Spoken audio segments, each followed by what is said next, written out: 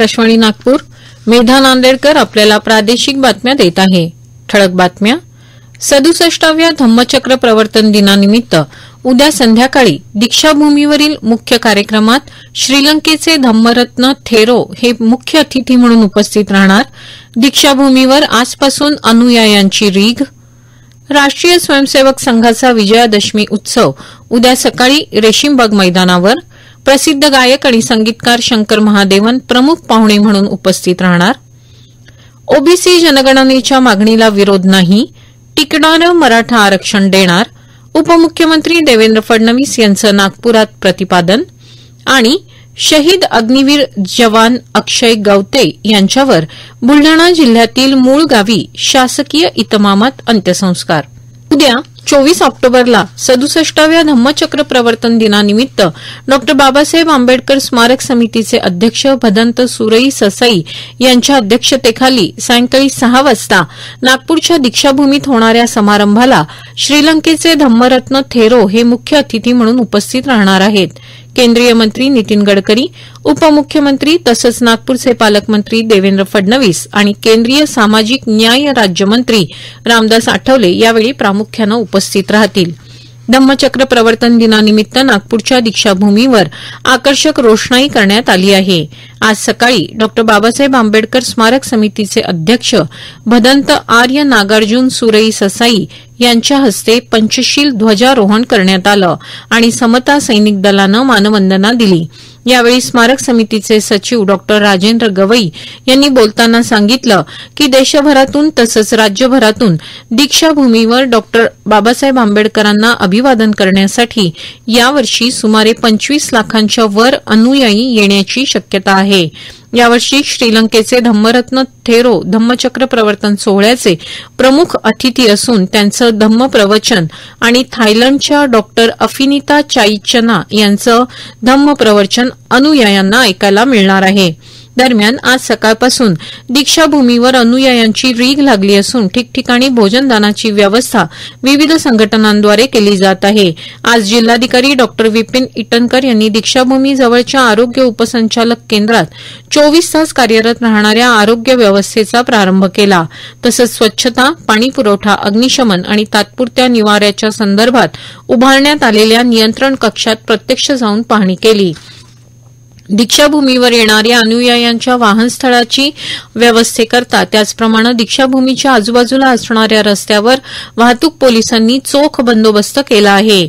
नागपुरातील बुद्धिस्ट सर्किटचा भाग असलेल्या कामठी येथील ड्रॅगन पॅलेसवरही आकर्षक रोषणाई करण्यात आली आहे. भारतरत्न डॉ बाबासाहेब आंबेडकर यांचा जीवन प्रवास प्रत्येक पिढीसाठी नेहमीच प्रेरणादायी राहणार आहे. त्यांच्या जीवनातील महत्वपूर्ण पैलू उलगडणारं दुर्मिळ छायाचित्र प्रदर्शन सर्वांनी आवर्जून पाहावं असं आवाहन भारतीय बौद्ध परिषदेचे विश्वस्त गुरु प्रसाद मदन यांनी आज केलं. भारतरत्न डॉ बाबासाहेब आंबेडकर यांच्या जीवन प्रवासावर मल्टीमीडिया छायाचित्र प्रदर्शनाचं आयोजन आजपासून माहिती आणि प्रसारण मंत्रालयाच्या केंद्रीय संचार ब्युरो क्षेत्रीय कार्यालयातर्फे चिचोली शांतिवन येथील डॉ आंबेडकर स्मृती संग्रहालयात आयोजित करण्यात आलं आहे. या प्रदर्शनाचं मदन यांच्या हस्ते आज उद्घाटन झालं. आजपासून सुरू झालेलं हे छायाचित्र प्रदर्शन 25 ऑक्टोबरपर्यंत राहणार आहे. या प्रदर्शनात डॉ आंबेडकर यांचा जीवन प्रवास दाखवण्यात आला असून बाबासाहेबांचं कार्य, विविध देशांना त्यांनी दिलेल्या भेटी, नागपुरातील धम्मदीक्षा दिनाचं छायाचित्रासह बाबासाहेबांचा जीवन प्रवास उलगडून दाखवण्यात आला आहे. धम्मचक्र प्रवर्तन दिन महोत्सवादरम्यान दीक्षाभूमी इथं अखंडित वीज पुरवठा करण्यासाठी महावितरणनं आपली यंत्रणा सज्ज केली असून महत्वाच्या ठिकाणी अभियंते, तांत्रिक कर्मचारी तसंच दुरुस्ती कामासाठी नेमलेल्या कंत्राटदारांचे कर्मचारी आवश्यक सामुग्रीसह सेवा देत आहे. दीक्षाभूमी भागातील वितरण रोहित्रे, उच्चदाब आणि लघुदाब वाहिन्या, फीडर पिलर्स, सर्व लिंक लाईन्सची तपासणी देखील करण्यात आली असून हिंगणा, मानकापूर आणि पारडी येथील अतिउच्च दाब उपकेंद्रांना अखंडित वीज पुरवठ्यासाठी आवश्यक त्या सूचना देखील करण्यात आल्या असल्याची माहिती मुख्य अभियंता दिलीप दोडके यांनी दिली आहे. राष्ट्रीय स्वयंसेवक संघाचा विजयादशमी उत्सव उद्या सकाळी रेशीमबाग मैदानावर होणार आहे.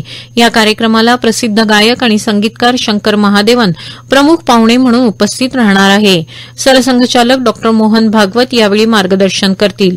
उद्या सकाळी संघातर्फे पथसंचलन, ध्वजारोहण, घोष, शस्त्रपूजन, शारीरिक कसरती देखील करण्यात येणार आहे. या प्रादेशिक बातम्या आपण आकाशवाणीच्या नागपूर केंद्रावरून ऐकत आहात. ओबीसी जनगणनेच्या मागणीला आमचा विरोध नाही, याबाबतची भूमिका आम्ही आधीच स्पष्ट केली आहे.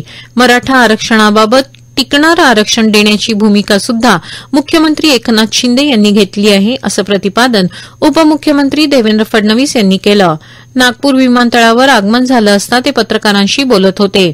ते म्हणाले की ओबीसी जनगणनेच्या मागणीला आमचा विरोध नाही, ही भूमिका आधीच मी स्पष्ट केली आहे. फक्त पद्धती काय असावी हे ठरवावं लागेल.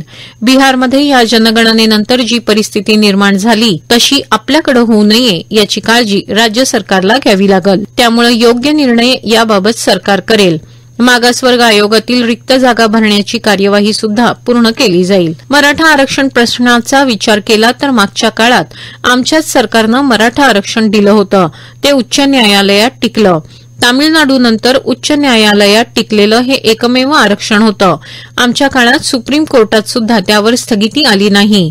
नंतरच्या काळात काय झालं त्या राजकारणावर बोलण्याची ही वेळ नाही, पण मुख्यमंत्र्यांनी आरक्षणाबाबत ठाम भूमिका घेतली आहे आणि आम्ही सारे त्यांच्या भूमिकेसोबत आहोत. आरक्षण टिकलं नाही तर सरकारवर टीका होते. त्यामुळे घाईत कोणता निर्णय घेण्यापेक्षा कायद्याच्या कसोटीवर टिकणारं मराठा आरक्षण आम्ही देऊ, असंही फडणवीस यांनी सांगितलं. आंबेडकरी ऐक्यासाठी वंचित बहुजन आघाडीचे अध्यक्ष प्रकाश आंबेडकर यांनी पुढाकार घेतला तर त्यांच्या नेतृत्वाखाली एकत्र येण्यास आपण तयार आहोत, अशी माहिती केंद्रीय सामाजिक न्याय मंत्री रामदास आठवले यांनी आज नागपुरात पत्रकार परिषदेत दिली. विरोधकांच्या इंडिया आघाडीत सहभागी व्हावं की नाही हा सर्वस्वी निर्णय प्रकाश आंबेडकरांचा राहील. राज्याच्या मंत्रिमंडळ विस्तारामध्ये रिपब्लिकन पार्टी ऑफ इंडियाला मित्रपक्ष म्हणून एक जागा मिळावी अशी मागणी आपण केली असल्याचं त्यांनी सांगितलं. राजकीय विरोधकांची इंडिया नावानं आघाडी झाली आहे. त्यांनी इंडिया शब्दाचा वापर करू नये, असंही त्यांनी स्पष्ट केलं. नागपुरात उद्या होणाऱ्या धम्मचक्र प्रवर्तन दिनानिमित्त प्रमुख सोहळ्यात ते अतिथी म्हणून उपस्थित राहणार आहेत. बुलढाणा जिल्ह्यातील चिखली तालुक्यात असलेल्या पिंपळगाव सराई येथील अग्निवीर जवान अक्षय गवते यांना जम्मू काश्मीर सियाचीन ग्लेशियर इथं कर्तव्यावर असताना 20 ऑक्टोबरच्या रात्री वीरमरण आलं. भारतीय लष्कराच्या फायर अँड फ्युरी कॉर्प्सनं शोकाकुल कुटुंबांप्रती तीव्र संवेदना व्यक्त केल्या आहेत. शहीद जवानाचं पार्थिव छत्रपती संभाजीनगर इथं विमानानं आणल्यानंतर आज दुपारी या अग्निवीर जवानाच्या मूळ गावी बुलढाणा जिल्ह्यातील चिखली तालुक्यातील पिंपळगाव सराई इथं शासकीय इतमामात अंत्यसंस्कार करण्यात आला. भारतीय क्रिकेटचे महान खेळाडू आणि माजी कर्णधार बिशन सिंग बेदी यांचं आज दिल्लीत निधन झालं. ते 77 वर्षांचे होते. 2 आठवड्यांपूर्वी बेदींची शस्त्रक्रिया झाली होती आणि तेव्हापासून त्यांना रुग्णालयात दाखल करण्यात आलं होतं. 1967 ते 1979 दरम्यान बेदी यांनी 266 विकेट्स घेत भारतासाठी 67 कसोटी सामने खेळले. या व्यतिरिक्त त्यांनी 10 एकदिवसीय आंतरराष्ट्रीय सामन्यात विकेट्स घेतल्या. बेदी हे एरापल्ली प्रसन्ना, बी चंद्रशेखर आणि एस वेंकटराघवन यांच्या समवेत भारतीय फिरकी गोलंदाजाच्या इतिहासातील एक प्रकारचे शिल्पकार होते. भारताच्या पहिल्या एकदिवसीय सामन्यातील विजयाचे ते प्रमुख भागीदार होते. गृहमंत्री अमित शाह यांनी दिग्गज क्रिकेटपटू बिशन सिंग बेदी यांच्या निधनाबद्दल दुःख व्यक्त केलं आहे. शेवटी पुन्हा काही ठळक बातम्या. 67व्या धम्मचक्र प्रवर्तन दिनानिमित्त उद्या संध्याकाळी दीक्षाभूमीवरील मुख्य कार्यक्रमात श्रीलंकेचे धम्मरत्न थेरो हे मुख्य अतिथी म्हणून उपस्थित राहणार. दीक्षाभूमीवर आजपासून अनुयायांची रीघ. राष्ट्रीय स्वयंसेवक संघाचा विजयादशमी उत्सव उद्या सकाळी रेशीमबाग मैदानावर. प्रसिद्ध गायक आणि संगीतकार शंकर महादेवन प्रमुख पाहुणे म्हणून राहणार उपस्थित. ओबीसी जनगणनेच्या मागणीला विरोध नाही, टिकणारं मराठा आरक्षण देणार, उपमुख्यमंत्री देवेंद्र फडणवीस यांचं नागपुरात प्रतिपादन. आणि शहीद अग्निवीर जवान अक्षय गवते यांच्यावर बुलढाणा जिल्ह्यातील मूळ गावी शासकीय इतमामात अंत्यसंस्कार. याबरोबरच हे प्रादेशिक बातमीपत्र संपलं. नमस्कार.